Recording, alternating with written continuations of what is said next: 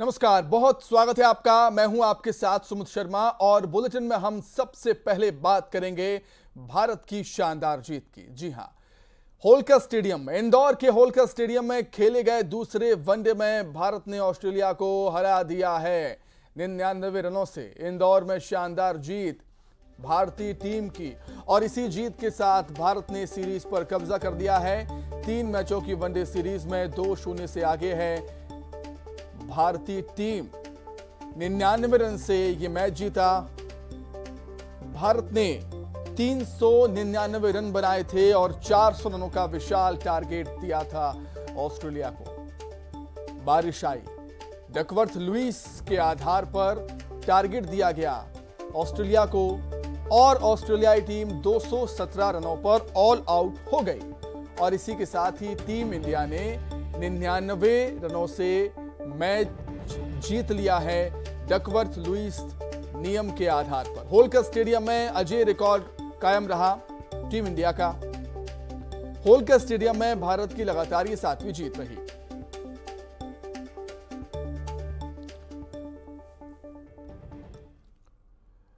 आगे बढ़ेंगे राजनांदगांव से बड़ी खबर, जहां स्कूल बस की चपेट में आई है छात्रा। बेकाबू स्कूल बस ने छात्रा को रौंद दिया। साइकिल से जा रही थी छात्रा को रौंदा है बस ने। सड़क पर गड्ढे की वजह से हादसा हुआ है। हादसे का सीसीटीवी सामने आया है। डोंगरगांव थाने के अर्जुनी का यह मामला बताया जा रहा है। छात्रा की हालत गंभीर है, उसे रायपुर रेफर किया गया है उपचार के लिए।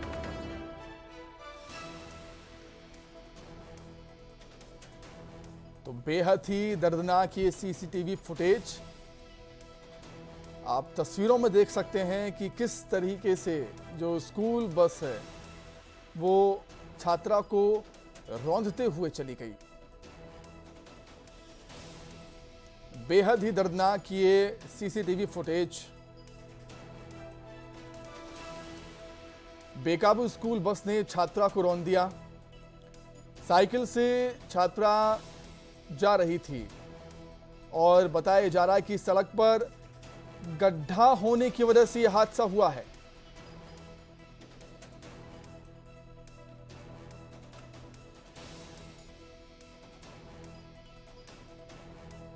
छात्र की हालत गंभीर है, उसे रायपुर रेफर किया गया है उपचार के लिए।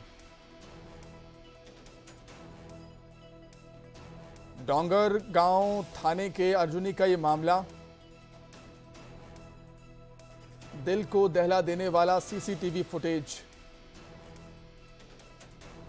सड़क पर गड्ढा होने की वजह से बताया जा रहा है कि छात्रा की साइकिल डिसबैलेंस हुई, बेकाबू हुई और अचानक से छात्रा स्कूल बस के नीचे आ गई। बेहद दर्दनाक ये हादसा, दिल को झकझोर देने वाला ये सीसीटीवी फुटेज।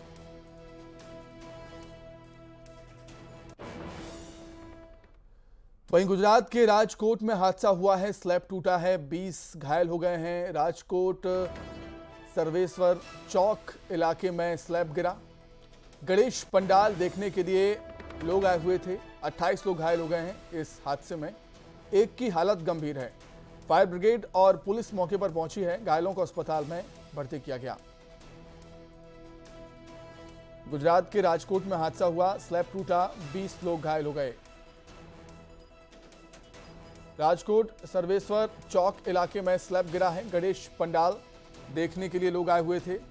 हादसे में 28 लोग घायल हैं। एक की हालत गंभीर है। फायर ब्रिगेड और पुलिस मौके पर पहुंची।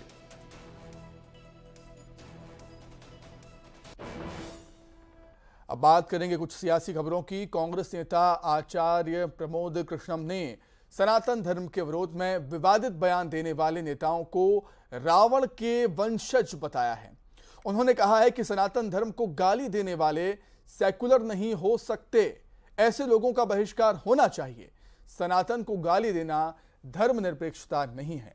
प्रमोद कृष्णम ने कहा है कि सनातन के बिना भारत की कल्पना ही नहीं हो सकती है।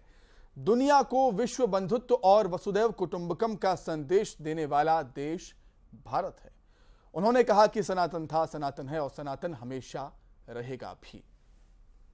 सनातन को गाली देने का नाम सेक्युलरिज्म नहीं है। सनातन को गाली देने का नाम धर्मनिरपेक्षता नहीं है। भारत एक लोकतांत्रिक देश है, भारत एक धर्मनिरपेक्ष देश है। और जो लोग सनातन को गाली दे रहे हैं, सनातन के बिना भारत की कल्पना नहीं की जा सकती है। भारत वो भूमि है जहाँ से विश्व बंधुत्व, वसुधैव कुटुंबकम और सर्वे भवन्तु सुखिनः का उद्घोष हुआ है। यही सनातन है। तो ऐसे सनातन को, जो सनातन प्राणी मात्र के कल्याण की कामना करता है, उस सनातन को अगर कोई गाली देता है तो रावण का वंशज नहीं तो और क्या है। मुझे लगता है कि सनातन को गाली देने वाले ये लोग राक्षस लोग हैं, इनका बहिष्कार होना चाहिए। ये सब कुछ आसुरी प्रवृत्तियों के लोग हैं। ये सब राक्षस लोग हैं जो विचरण करते रहते हैं। सनातन को मिटाने की कोशिशें हजारों साल पहले भी हुई, सनातन नहीं मिटा। सनातन को मिटाने की कोशिश आज भी हो रही है, सनातन नहीं मिटेगा। सनातन था, सनातन है, सनातन रहेगा। अब बात करेंगे पीएम मोदी के भोपाल दौरे की। कल भोपाल आएंगे प्रधानमंत्री नरेंद्र मोदी। भोपाल में कार्यकर्ता महाकुंभ में शामिल होंगे। भोपाल दौरे से पहले पीएम मोदी ने ट्वीट किया है। ट्वीट कर कहा है, भाजपा के कार्यकर्ता ही उसकी सबसे बड़ी ताकत हैं। जन आशीर्वाद यात्रा में उनके उत्साह ने हम सभी को नई ऊर्जा से भर दिया है। कल भोपाल में ऐतिहासिक कार्यकर्ता महाकुंभ में शामिल होने का सौभाग्य मिलेगा। प्रधानमंत्री नरेंद्र मोदी ने यह ट्वीट किया। तो कल प्रधानमंत्री मोदी भोपाल आएंगे और भोपाल आने से पहले ट्वीट किया है। कार्यकर्ताओं के उत्साह को देखते हुए उनका कहना है कि जितना उत्साह देखने को मिला जन आशीर्वाद यात्रा में कार्यकर्ताओं का, उनके उत्साह ने हम सभी को नई ऊर्जा से भर दिया है।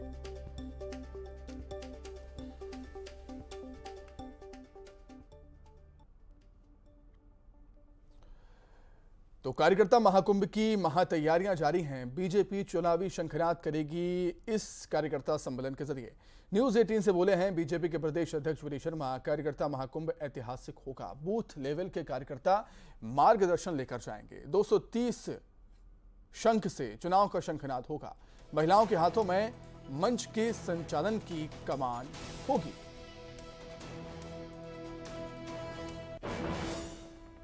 के जम्बूरी मैदान में कल कार्यकर्ता महाकुंभ होने जा रहा है। हमारे साथ भाजपा प्रदेश अध्यक्ष वीडी शर्मा मौजूद है। आइए हम जानते हैं कि इस बार कार्यकर्ता महाकुंभ में क्या सबसे खास होगा। देखिए, कार्यकर्ता महाकुंभ इस बार का ऐतिहासिक महाकुंभ होगा, क्योंकि भारतीय जनता पार्टी के संगठन का तंत्र जो 65,523 बूथों पर सशक्त बनकर के खड़ा है और ये कांग्रेसियों के झूठ और छल कपट की राजनीति का जवाब देने के लिए एक सजग प्रहरी के नाते से खड़ा है। वो सारे प्रहरी, वो सारे कार्यकर्ता कल महाकुंभ में उपस्थित होंगे। और हमारा सौभाग्य है कि दुनिया के सर्वाधिक लोकप्रिय नेता, भारत के प्रधानमंत्री, जिन्होंने गरीबों के जीवन के बदलने को काम किया है, जिन्होंने इस भारत के मान और सम्मान को दुनिया के अंदर पहुंचा है, इस भारत को सुरक्षित भारत बनाने का काम किया है। वहीं केंद्रीय मंत्री सिंधिया राजनीति के दिग्गज खिलाड़ियों के साथ एक क्रिकेट प्रेमी भी हैं, ये सब हम जानते हैं। सिंधिया इंदौर में भारत और ऑस्ट्रेलिया के बीच वनडे मैच देखने के लिए पहुंचे थे। न्यूज 18 से खास बातचीत में सिंधिया ने क्रिकेट से जुड़े अपने अनुभव साझा किए हैं। आप भी सुने। हमारे साथ एक ऐसी शख्सियत है जो राजनीति और मैदान दोनों ही पिच पर विरोधियों के छक्के उड़ाने में माहिर है। वो खास मेहमान है केंद्रीय मंत्री ज्योतिरादित्य सिंधिया जी। सर, सबसे पहला सवाल, होलकर स्टेडियम और सिंधिया जी, कितना गहरा नाता है? देखिए, मेरा तो एक भावनात्मक लगाव है, क्योंकि इस स्टेडियम की नींव और इसकी सोच और विचारधारा एमपीसीए के हमारे समस्त परिवारगणों ने साथ में मिलकर रखी थी। और ये उस कालखंड की बात है जब कहा जाता था कि असंभव है इतने कम समय में स्टेडियम को तैयार करना, इतने कम राशि में स्टेडियम को तैयार करना। और मेरा एमपीसीए का संपूर्ण परिवार, हम सब ने साथ मिलकर मेहनत मशक्कत के आधार पर रिकॉर्ड टाइम में स्टेडियम हमने तैयार किया और देश में सबसे कम राशि में 40 करोड़ रुपए की राशि में पूर्ण स्टेडियम का निर्माण हम लोग कर पाए थे। और हमारा होलकर स्टेडियम एक हाई स्कोरिंग पिच सदैव रहा है। होलकर स्टेडियम में बड़े रोमांचक मैच आयोजित किए गए और उसका एक सबसे बेहतरीन उदाहरण आज हमको देखने को मिला है, जहां करीब करीब 400 रन भारतीय टीम ने स्कोर की है और ये इस बात का प्रमाण है कि भारतीय टीम की क्षमता कितनी आज बढ़ चुकी है। जैसे भारत विश्व पटल पर उजागर हो रहा है, वैसे भारतीय टीम पूर्ण रूप से क्रिकेट के पटल पर उजागर हो चुकी है। सर एक वाकया है, सर डॉन ब्रैडमैन ने आपको एक बैट गिफ्ट किया था, सर क्या है वो पूरा वाकया? ये 40 साल पहले की बात है। मैं अपने पूज्य पिताजी के साथ ऑस्ट्रेलिया के दौरे पे गया था और सन 1988 में डॉन ब्रैडमैन के साथ सौभाग्य मुझे मिला मुलाकात करने की। और अब बात छत्तीसगढ़ की, जहां सत्ता परिवर्तन के लिए बीजेपी की परिवर्तन यात्रा पूरे प्रदेश में चल रही है, जिसको अपार जन समर्थन मिल रहा है। इस यात्रा की शुरुआत पार्टी के कई दिग्गज नेताओं ने की और इसके समापन के मौके पर बीजेपी का सबसे बड़ा चेहरा मौजूद होगा। पीएम मोदी परिवर्तन यात्रा के समापन समारोह में शामिल होंगे। 30 सितंबर को बिलासपुर में इस यात्रा का समापन होना है, जिसको लेकर तैयारियां जोरों शोरों से चल रही हैं। एक तरफ पार्टी के केंद्रीय मंत्रियों से लेकर प्रदेश के तमाम बड़े चेहरे यात्रा में शामिल हो रहे हैं, वहीं दूसरी तरफ बिलासपुर में समापन समारोह के आयोजन की तैयारियां भी की जा रही हैं। पीएम मोदी के दौरे की जानकारी देते हुए प्रदेश बीजेपी प्रभारी ओम माथुर ने बताया है कि यह छत्तीसगढ़ के इतिहास की अब तक की सबसे बड़ी राजनीतिक रैली होने जा रही है, जो बिलासपुर के साइंस कॉलेज मैदान में आयोजित की जानी है। इस मौके पर ओम माथुर ने भ्रष्टाचार को लेकर प्रदेश की बघेल सरकार पर निशाना भी साधा। वहीं प्रदेश बीजेपी अध्यक्ष अरुण साव ने कहा कि प्रदेश में इस बार परिवर्तन तय है। हमारी पिछले 20 दिनों से विजय संकल्प यात्राएं, जो 2 यात्राएं निकल रही है। एक यात्रा 12 तारीख को दंतेवाड़ा से माँ दंतेश्वरी का आशीर्वाद लेके, और दूसरी यात्रा जसपुर से हमारी जो रवाना हुई है महामाया की यात्रा आशीर्वाद लेके, उसका समापन तय किया था कि एक बड़ी रैली हम बिलासपुर में करेंगे। उसी निमित्त 30 तारीख को सेकंड हाफ में सरदेव प्रधानमंत्री जी साइंस कॉलेज ग्राउंड में आ रहे हैं और एक विशालतम रैली, आज तक की छत्तीसगढ़ की रैली होने वाली है। कितने कार्यकर्ताओं की उम्मीद है वहां पहुंचने की? ऐतिहासिक रैली होने वाली है, अब तक की सबसे बड़ी रैली वो होगी। पहले सीएम, उनके खुद के लगभग मैक्सिमम अधिकारी जेल में बैठे और सीएम को जो ईडी ने उनके खिलाफ एफआईआर दर्ज की है, उसकी चिंता है। छत्तीसगढ़ की जनता ने तो अपनी यात्रा तय कर ली है भारतीय जनता पार्टी के साथ जाने का, और इसलिए भारतीय जनता पार्टी के परिवर्तन यात्रा से घबराकर कांग्रेस पार्टी को भरोसे का यात्रा निकालना पड़ रहा है, क्योंकि छत्तीसगढ़ की जनता का भरोसा कांग्रेस से, भूपेश बघेल की सरकार से टूट गई है। पौने 5 सालों में जिस प्रकार से भूपेश, अकबर और ढेबर की सरकार ने छत्तीसगढ़ की जनता के साथ अन्याय और अत्याचार किया है, दोनों हाथों से लूटने का काम किया है, छत्तीसगढ़ की जनता ने राज्य की भूपेश बघेल की सरकार को उखाड़ फेंकने का मन बना लिया है। कांग्रेस के नेता कहीं भी जाएं, कुछ भी करें, जनता का निर्णय अडग है और परिवर्तन तय है। चुनाव सामने हैं और बीजेपी हर मुद्दे पर कांग्रेस को जमकर घेरने में लगी हुई है और इसी के चलते गरियाबंद में बीजेपी प्रदेश अध्यक्ष अरुण साव ने प्रदेश के कृषि मंत्री रविंद्र चौबे के बयान पर पलटवार किया। साव का कहना है कि बीजेपी ने ही प्रदेश में धान खरीदी का सिस्टम बनाया है। उन्होंने ये भी कहा कि ट्रांसपोर्टिंग, मिलिंग, सुखद से लेकर बारदाने और सूतली तक का पैसा केंद्र सरकार की तरफ से दिया जाता है। इसीलिए रविंद्र चौबे को यह बताने की जरूरत नहीं है कि किसानों की तरक्की के लिए क्या काम किए जा सकते हैं। बता दें कि रविंद्र चौबे की तरफ से कहा गया था कि बीजेपी को किसानों के मुद्दों की समझ ही नहीं है। इसी का जवाब प्रेस कॉन्फ्रेंस के जरिए अरुण साव ने दिया है। जो सिस्टम बना है धान खरीदी का, वो भारतीय जनता पार्टी की देन है और अभी भी आपने किसानों के साथ अन्याय किया है। और 3600 की बात कर रहे हो, राज्य सरकार कितना देती है ये तो बताओ, आप अपना बताओ ना। नरेंद्र मोदी जी दे रहे हैं, उसको जोड़कर 3600 देंगे। आप कितना दे रहे हो, राज्य सरकार कितना दे रही है? कल ही एक झूठा बयान देखा मैंने कांग्रेस का, धान खरीदने में केंद्र सरकार का कोई योगदान नहीं। इतना झूठ, कोरा झूठ। ट्रांसपोर्टिंग का खर्चा, मिलिंग का खर्चा, टूटक का खर्चा, सुखद का और इवन बारदाना और सुतली तक का पैसा भारत सरकार देती है। कांग्रेस में भारतीय शक्ति चेतना पार्टी की रैली और आम सभा का आयोजन किया गया।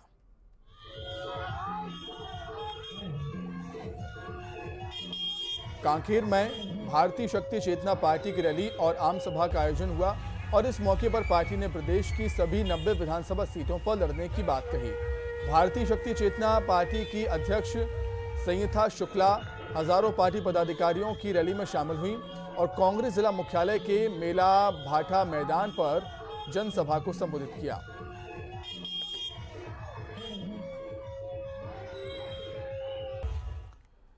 वहीं छत्तीसगढ़ में आज हादसों का रविवार साबित हुआ, जहां 3 अलग अलग जिलों में हुए सड़क हादसों में एक महिला की मौत हो गई, जबकि 18 लोग घायल हुए हैं। पहला मामला सूरजपुर जिले का, जहां एक यात्रियों से भरी ऑटो बेकाबू होकर पलट जाती है। इस हादसे में एक महिला की मौत हो गई, जबकि 6 लोग घायल हुए। और कोतवाली क्षेत्र के नेवरा गांव के पास ऑटो पलटा था। बलरामपुर में एक यात्री बस और ट्रक की टक्कर हो जाती है, 12 लोग घायल हो जाते हैं। बड़ौदा बाजार में भी एक बस और ट्रक की टक्कर हुई। हादसा उस वक्त हुआ जब ट्रक पेट्रोल भरवाकर निकल रहा था। इसी दौरान पेट्रोल पंप पर यह हादसा हुआ। सुकमा में राजस्थान के लोक देवता बाबा रामदेव की भव्य शोभा यात्रा निकाली गई। माहेश्वरी समाज में बाबा रामदेव की शोभा यात्रा निकाली और यात्रा को पूरे नगर में भ्रमण करवाया और इस दौरान बाबा के भजनों से पूरा आलम गुंजायमान नजर आया। इस यात्रा में हजारों की संख्या में माहेश्वरी समाज के लोग भी शामिल हुए।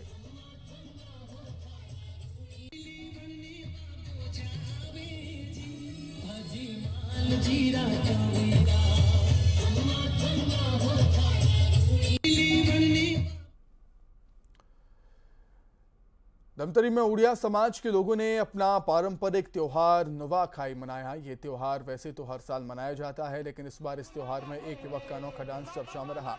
डांस का वीडियो सोशल मीडिया में जमकर वायरल है। नुआखाई उत्सव के लिए संबलपुर ओडिशा से खास ऑर्केस्ट्रा बुलाया गया था, जिसमें उड़िया गानों की धुन पर लोग संबलपुरी स्टाइल में नाचते हुए नजर आए और इन्हीं के बीच एक युवक बिल्कुल अलग ढंग से स्टेप मूव करता हुआ दिखा। ये कौन सा डांस स्टाइल है ये तो पता नहीं, लेकिन सोशल मीडिया पर इसे मुर्गा डांस का नाम दिया जा रहा है।